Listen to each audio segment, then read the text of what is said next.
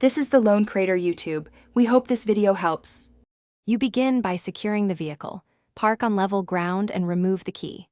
Once done, disconnect the 12V battery negative cable for 1 to 2 minutes to force a system reboot. While the system is off, open the car app and confirm firmware version and any stored camera errors, because software mismatch is a common cause.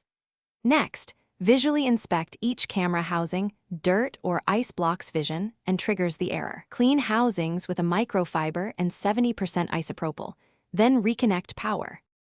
After restoring power, you initiate a controlled power cycle or 2-minute sleep from the vehicle controls. This lets modules re-enumerate and often clears transient faults. Then, if your vehicle offers a camera calibration routine, run it and follow the on-screen prompts exactly, because alignment failures will mark cameras unavailable. While calibration runs, physically access camera module connectors and check for corrosion, bent pins, or loose plugs. Poor wiring is why the system reports no cameras, even though cameras are present. You finish by verifying camera presence in diagnostics and in the driver view. Take note of any error codes shown, since those guide the fix. If cameras remain unavailable after calibration and reboot, reflash the camera firmware if an update is offered, and then try another power cycle.